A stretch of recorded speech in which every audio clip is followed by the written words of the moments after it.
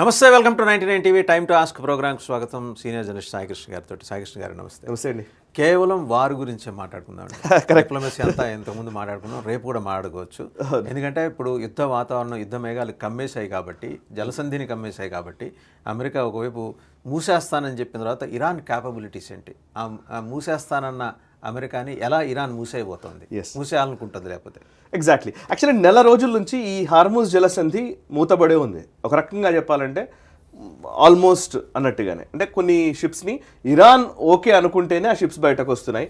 Iran వదలకూడదు అనుకుంటే వాటిని ధ్వంసం చేయగలిగే క్యాపబిలిటీస్ ఇరాన్ దగ్గర ఉన్నాయి. యూరోపియన్ దేశాల దగ్గర నుంచి అన్ని దేశాలు కూడా భయకంపితులు అవుతున్నారు అని అంటే కనుక ఇరాన్కి సంబంధించినటువంటి అంత ఆయుధ సంపత్తి వాళ్ళ దగ్గర ఉందా, అంత ఎనర్జీ, అంత సామర్థ్యం వాళ్ళ దగ్గర ఎక్కడిది, అసలు అంత క్యాపబిలిటీ ఎక్కడుంది వాళ్ళకు? ఇది అసలు ప్రశ్నే కదా. అండ్ ఇప్పుడు హార్మూజ్ని బ్లాక్ చేస్తామని డొనాల్డ్ ట్రంప్ చెప్తున్నాడు. వీళ్ళు హార్మూజ్ని మేం బ్లాక్ చేస్తామని వాళ్ళు అంటున్నారు కదా. ఎలా బ్లాక్ చేయగలుగుతారు? అది కూడా మనం నెక్స్ట్ దాంట్లో మాట్లాడదాం. అసలు ఫస్ట్ ఇరాన్ క్యాపబిలిటీస్ గురించి మాట్లాడదాం. ఇది హార్మూజ్ జలసంధి, ఆల్మోస్ట్ ప్రేక్షకులందరికీ తెలిసే ఉంటుంది. సో ఇక్కడ పర్షియన్ గల్ఫ్ నుంచి వచ్చేటువంటి షిప్మెంట్స్ అన్ని కూడా ఈ బ్లూ కలర్, ఈ వాటర్ వేస్ నుంచే బయటకు రావాలి. గల్ఫ్ ఆఫ్ ఒమన్ అంటారు, అటు అరేబియన్ ఓషన్ లోకి వస్తుంది. ఇక్కడికి వచ్చి అబ్రహాం లింకన్ వచ్చి ఉన్నది. ఇక్కడ అబ్రహాం లింకన్ ఉంది. ఇది అబ్రహాం లింకన్. ఇక్కడ అబ్రహాం లింకన్ ఉంది, రైట్. అంటే ఎయిర్ క్రాఫ్ట్ క్యారియర్ అమెరికాది. సో వాళ్ళు లోపలికి రావడానికి అవకాశం లేకుండా ఉంది. లోపల నుంచి బయటకు షిప్పులు రాలేని పరిస్థితుంది. ఎందుకు? ఇక్కడ ఉన్నటువంటి స్ట్రెచ్, ఈ చిన్న స్ట్రెచ్ ఉంది కదా, ఇది 30 కిలోమీటర్లు, అంటే రమారమి 30 కిలోమీటర్లు ఉంటుంది అని మనకు తెలుస్తున్న విషయం. ఆ 30 కిలోమీటర్లు కూడా షాలో వాటర్సే ఉంటాయి ఆల్మోస్ట్. ఇక్కడ వరకు కూడా అంటే డీప్ సీ ఉంటే కానీ పెద్ద పెద్ద షిప్పులు వెళ్ళలేవు. సో ఇందులో ఉన్న ఇంతే స్ట్రెచ్ నిజానికి ఒక 1 మైల్ ఇటు 1 మైల్ అటు, అంటే ఆల్మోస్ట్ ఒక 3-4 కిలోమీటర్లు మాత్రమే షిప్ మూవ్మెంట్ ఉండేటువంటి దారి, పోవడానికి రావడానికి. షాలో వాటర్స్ ఉంటాయి, అంతే. షాలో వాటర్స్ ఉంటాయి. షాలో వాటర్స్ అంటే ఈ ఆల్మోస్ట్ ఇసుకతో కప్పిపడినటువంటి అవే ఉంటాయి కాబట్టి, సో మధ్యలో నుంచే పోవాలి షిప్స్. ఎట్లా పోతాయి? ఇప్పుడు ఇది చూస్తే ఇవన్నీ, ఇప్పుడు మనం ఇక్కడ ఈ రెడ్ కలర్ లో నేను ట్యాగ్ చేసినటువంటి అన్ని కూడా ఇరాన్ కి సంబంధించినటువంటి ఐలాండ్స్, ఇరాన్ స్ట్రాటజిక్ పాయింట్స్. అందులో 3 ముఖ్యమైనటువంటి పాయింట్స్ ఉన్నాయి. ఇప్పుడు మీరు చూస్తే ఈ పార్ట్ ఇంపార్టెంట్ అని చెప్పాను కదా. ఇందులో ఇది ఖెషమ్ అంటారు, ఖెషమ్ ఐలాండ్. ఇది ఈ మొత్తం ఐలాండ్ ఖెషమ్ ఐలాండ్. ఇది లరాక్ ఐలాండ్. ఈ లరాక్ చాలా కీలకం. ఇంకోటి ఇక్కడ అబు మూసా, ఇది కూడా చాలా కీలకం. ఈ లెస్సర్ టుంబు, గ్రేటర్ టుంబు కూడా కీలకమైనవి. మీరు గుర్తుంచుకోండి, Abu Musa, Lesser Tunb, Greater Tunb and Qeshm Island, Larak. ఇవి కాక ఇటువైపు చాలా ఉన్నాయి, ట్యాక్స్ చేసినాయి. నేను ఇవన్నీ మాట్లాడతలేదు, జస్ట్ ఇవే చూద్దాం. ఈ 6 ముందర. ఇప్పుడు మీరు ఖెషమ్ ఐలాండ్ నేను జస్ట్ జూమ్ ఇన్ చేస్తున్నాను. ఇది శాటిలైట్లో డైరెక్ట్గా మనం తీసుకుంటున్నటువంటి జూమ్ ఇన్ చేస్తున్న కొద్దీ మీకు చూడండి ఇవన్నీ పాయింట్స్. ఈ టెరైన్స్ చూడండి, మీరు గమనిస్తే ఇవన్నీ కొండ ప్రాంతాలు, వెరీ టఫ్ టెరైన్స్. ఈ కొండ ప్రాంతాల్లో ఎట్లుంటుందంటే వార్ స్ట్రాటజీ ఎట్లుంటుందంటే, మామూలుగా శత్రు దేశాలకు కనబడకుండా వీళ్ళ మిజైల్ బ్యాటరీస్ ఇవన్నీ పెట్టుకుంటారు. అవన్నీ కొండల కింద పెట్టుకుంటారు. ఓకే, సో అది శాటిలైట్ కూడా దొరకవు అనమాట. సో ఇవన్నీ టెరైన్స్ కొండలే, కొండలు గుట్టలతోటి నిండిపోయినటువంటి ఒక పర్వత శ్రేణులు ఇట్లాంటి వాటితో ఉంటాయి. వీటిలో ఎక్కడ క్యామఫ్లాజ్ చేసి వాళ్ళ మిజైల్స్ పెట్టారో తెలియదు చాలా వరకు. దీంట్లో చాలా ఒక రకంగా చెప్పాలంటే దీంట్లో మీరు ఇక్కడికి వస్తాను నేను, చూడండి ఇవి చిన్న చిన్న పోర్ట్ మీరు కనబడుతుంది కదా, ఇది పోర్టు. ఇటు చూడండి, ఇది ఒక చిన్న పోర్టు. ఇవన్నీ చిన్న చిన్న షిప్స్ ఉన్నాయి, మీరు చూసారా, చిన్న బోట్స్. ఇవి చిన్న చిన్న ఇవి ఇవన్నీ బోట్స్. ఎన్ని బోట్స్ ఉన్నాయి చూడండి, కొన్ని 100 బోట్స్ అయిపోయి ఉన్నాయి. నేను డైరెక్ట్ శాటిలైట్ నుంచి నేను జూమ్ ఇన్ చేస్తే కనబడుతున్నాయి ఇవి. మీరు చూడండి, ఇవన్నీ బోట్సే, రైట్. చూడండి, ఈ బోట్స్ని తీసుకొని ఎప్పుడైనా ఎలాగైనా సరే వాళ్ళ మీద దాడి చేయవచ్చు. ఇప్పుడు ఇందులో ఇక్కడ చూడండి, ఇక్కడ ఆయిల్కి సంబంధించినటువంటి ఆయిల్ వెల్స్ అవి ఉన్నాయి. ఇందులో క్యామఫ్లాజ్ చేసి, అంటే ఎవరికి తెలియకుండా క్యామఫ్లాజ్ చేసి ఎటువైపు దాడి చేయాలనుకుంటున్నారో తెలియదు, ఏమారుస్తారు బాగానే. ఇప్పుడు ఇందులో మీకు కొంచెం కిందకి వస్తా, ఇక్కడ ఒక వాటర్ బెడ్ లాంటిది ఒకటి ఉంది చూసారా. ఈ వాటర్ బెడ్ ఈ పక్కన ఇంకేదో ఉంది. ఓకే, ఇవన్నీ ఏది కెనాల్సో, ఏది అండర్ గ్రౌండ్ టన్నెల్సో, ఏది రన్వేలో క్లారిటీ లేదు. ఇక్కడ కొన్ని ఎయిర్ ఫోర్స్కి సంబంధించిన రన్వేలు ఉన్నాయి. ఇక్కడ రన్వేలు ఉన్నాయి, as well as water ways ఉన్నాయి. యాజ్ వెల్ యాజ్ కింద టన్నెల్స్ కి అనుసంధానించబడ్డటువంటి భూభాగాలు. ఇగో చూసారా వాటర్ వే, ఈ వాటర్ వే ఎటు కనెక్ట్ అవుతుందో తెలియదు, బట్ దాని కింద టనెల్స్ ఉండవు, ఇటువైపు కనెక్ట్ అవ్వచ్చు.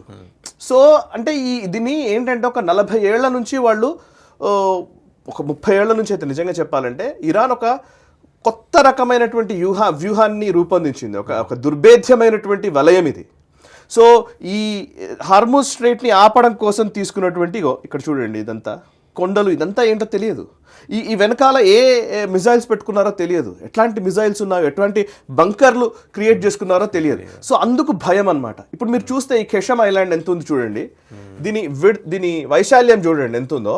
ఈ కెషమ్ ఐలాండ్ కంటే చిన్నగా ఉంటుంది బహ్రెయిన్. మీరు చూస్తే బహ్రెయిన్ ఎంత ఉంది చూడండి, ఇది బహ్రెయిన్. కెషమ్ ఐలాండ్ కంటే చిన్న దేశం బహ్రెయిన్. ఒక కెషమ్ ఐలాండ్ అనేది ఎంత పెద్దగా ఉందో చూడండి.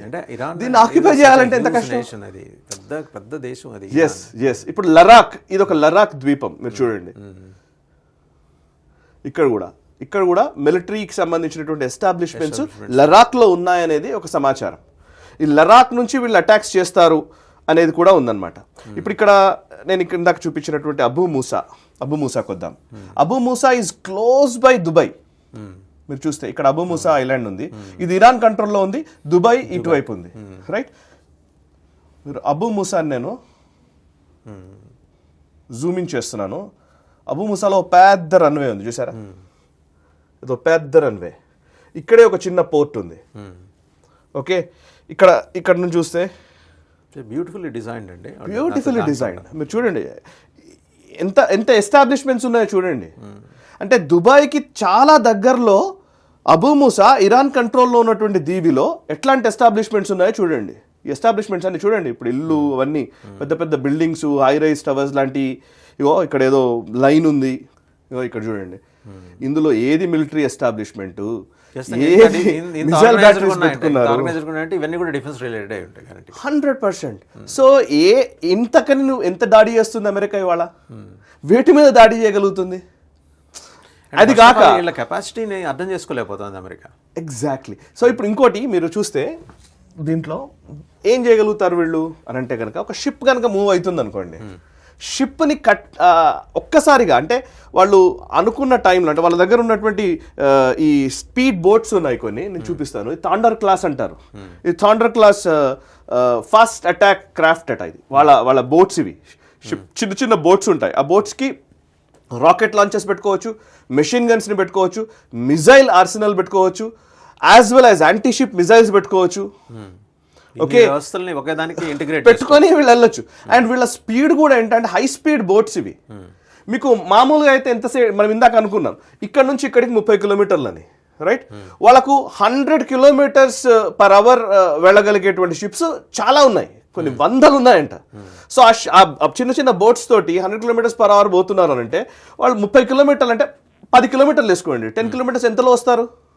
5-10 నిమిషాల్లో వాళ్ళు రీచ్ అవ్వగలరు. 5 to 10 minutes అంటే ఈ మూవ్మెంట్ జరుగుతున్న టైంలో 5 to 10 minutes వచ్చి అటాక్ చేయగలిగేటువంటి క్యాపబిలిటీ ఇరాన్ దగ్గర ఉంది. సో స్పీడ్ బోట్స్, వాళ్ళకి సంబంధించిన స్పీడ్ బోట్స్, ఇది ఒకటి ఇందాక చెప్పిన థాండర్ క్లాస్ ఒకటి, ఇదొకటి, ఇది వేరే ఇంకొక దాని పేరేంటి పే క్యాప్ క్లాస్ బోట్ ఇది. ఇక్కడ ఉన్నది ఇంకొకటి సెరాజ్ క్లాస్ స్పీడ్ బోట్స్ ఉన్నాయి. సెరాజ్ క్లాస్ని ఏమంటారట అంటే ఫార్ములా 1 అండ్ సి అంటారు. సో ఫార్ములా 1 కార్ ఎలాగైతే స్పీడ్ కార్స్ ఉంటాయో అలాగా స్పీడ్ బోట్స్ని ఇరాన్ తయారు చేసుకుంది. సో వీళ్ళు నేను ఇందాక చెప్పినట్టుగా వీళ్ళు మెషిన్ గన్స్తో ఫైర్ చేయొచ్చు, యాజ్ వెల్ యాజ్ మిజైల్స్ కొట్టవచ్చు, ఎట్ ద సేమ్ టైం డ్రోన్స్ని ఆపరేట్ చేయవచ్చు స్పీడ్గా. అంటే ఇప్పుడు నేను ఇందాక చూపించినటువంటి ప్రాంతంలో షిప్ మూవ్మెంట్ జరుగుతూ ఉంటే విత్ ఇన్ మినిట్స్ చుట్టుముట్టవచ్చు. ఎట్లా?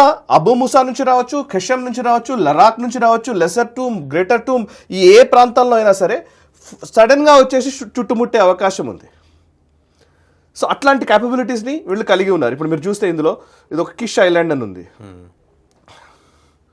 ఇక్కడ ఒక చిన్న పోర్టు కట్టారు. ఎన్ని పోర్ట్లు ఉన్నాయో చెప్పాలంటే అసలు. ఇగో ఇక్కడ కూడా పెద్ద ఎస్టాబ్లిష్మెంట్ ఉంది చూసారా, కిష్ ఐలాండ్ చాలా పెద్ద ఎస్టాబ్లిష్మెంట్స్ ఇరాన్లో. సో ఇక్కడ చిన్న పోర్టు, మీరు జస్ట్ జూమ్ ఇన్ చేస్తుంటేనే కనబడుతున్నాయి. చూడండి ఎన్ని బోట్స్ ఉన్నాయో చూడండి. ఇవన్నీ బోట్స్ ఆగి ఉన్నాయి. బయటకు కనబడేటివి క్యామఫ్లాజ్ చేస్తారు. మామూలుగా అన్నింటినీ బయటకు కనిపించనివ్వరు, క్యామఫ్లాజ్ చేస్తారు. దాన్ని కనిపించకుండా దానికి కప్పేసేసి ఎవరికి తెలియకుండా ఉంచుతారు, శాటిలైట్కి దొరకకుండా వంటివి. ఇవి బయటకి. ఇంకోటి ఏంటంటే ఇందులో కొన్ని కావాలని అదేంటి దాన్ని ఏమంటారు, ఒక బొమ్మ, దాని ఇన్ఫ్లేటెడ్ బెలూన్స్ లాంటివి కూడా తయారు చేసి పెడతారు. సో బెలూన్స్ కాకపోవచ్చు, లోపల ఇంకేం ఉన్నాయో తెలియదు. సో మనం అట్లా మాట్లాడితే ఇక్కడ ఒక పోర్ట్ ఉంది. ఇప్పుడు మీరు చూడండి, జస్ట్ నేను చేస్తున్నాను, ఎక్కడ జూమింగ్ చేసినా అక్కడ పోర్ట్ ఉంది. చూడండి, ఇక్కడ ఒక పోర్ట్ ఉంది. ఓకే, నేను ఇక్కడ నుంచి వస్తాను, ఇక్కడ ఒక పోర్ట్ ఉంది. ఇక్కడ ఏదో వాటర్ చూడండి ఇట్లా ఉంది, ఇది అన్డిస్క్లోజ్డ్ ఇక్కడ చూడండి, ఇక్కడ ఎన్ని పోర్ట్స్ ఉన్నాయి, ఇవన్నీ ఉన్నాయి. ఓకే, ఇవి కాక ఇప్పుడు మీరు చూడండి, ఇక్కడ వాటర్ వే ఏదో లోపల నుంచి వస్తుంది. సో లోపల నుంచి అంటే ఇది లోపల అండర్ గ్రౌండ్ నుంచి బయటకి డైరెక్ట్గా రాగలిగే క్యాపబిలిటీ ఉండవచ్చు. ఇప్పుడు అది కూడా ఒక క్వశ్చన్.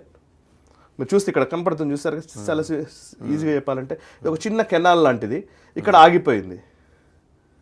ఓకే, కింద నుంచి లోపల నుంచి రావచ్చు. సో ఇదొకటి. ఇంకొంచెం కిందకు వస్తాను నేను. ఇప్పుడు నేను ఈ బందర్ ఈ దివాన్, ఇక్కడ ఒక పోర్ట్ ఉంది చూడండి. సో అంటే వాళ్ళ ఇక్కడ ఒకటి చూడండి, మీరు ఎక్కడ చూస్తే అక్కడ చిన్న చిన్న పోర్ట్లు కొన్ని వందలు కట్టి పెట్టారు. ఇక్కడ ఒకటి 30 ఏళ్ల వ్యవధిలో వీళ్ళు ఇక్కడ చూడండి, ఇక్కడ ఒక పోర్ట్, ఇక్కడ ఒక పోర్ట్. సో ఒక దగ్గర మిస్ అయితే ఇంకో దగ్గర అన్నట్టుగా దాడి ముప్పేట దాడి. అందుకే ఇప్పుడు అమెరికన్ సైన్యమైన వాళ్ళ ఆలోచిస్తుంది ఎగ్జాక్ట్లీ. వాళ్ళు ఇప్పుడు పెట్టే ఖర్చు, మీరు ఇవన్నీ నేను ట్యాగ్ చేసినటువంటి ప్రాంతం అంతా కూడా అవే. అండ్ ఇక్కడ చూడండి, ఇక్కడ ఒకటి బందరేజ్ జస్క్, ఇక్కడ పెద్ద ఎస్టాబ్లిష్మెంట్ ఉంది. ఈ వాటర్ వేస్ చూడండి, వాటర్ వేస్ ఎక్కడికి వెళ్తున్నాయో తెలియదు, మ్యాన్ మేడ్ టన్నెల్స్ కొన్ని ఉన్నాయి. మీరు ఈ ప్రాంతంలోనే ఇగో ఇక్కడ ఒక పోర్ట్, ఈ పైన ఒక పోర్ట్, ఇక్కడ ఒక పోర్ట్, ఇక్కడ ఒకటి చూడండి. సో ఇరాన్ని కొట్టాలంటే ఎంత కష్టం అనడానికి ఇది ఒక ఉదాహరణ. సో హార్ముజ్ అనేది ఇవాళ మనం అనుకుంటున్నంత ఈజీ టెరైన్ కాదు. అమెరికా వచ్చి వాళ్ళ వీళ్ళని కొట్టేసేసి అయిపోయింది అనుకుంటే కుదరదు.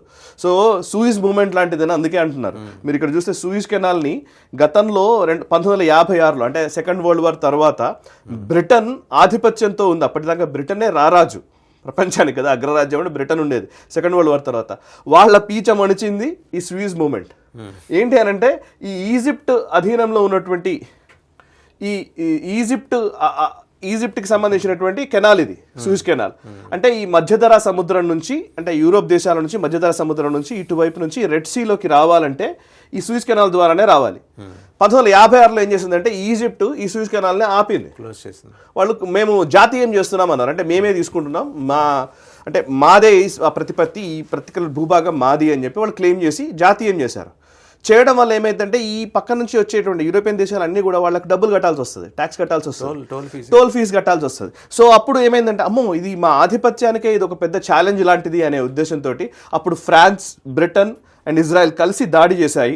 తర్వాత సంధి చేసుకున్న తర్వాత వాళ్ళు సీజ్ ఫైర్ ప్రకటించారు, అదంతా అయింది.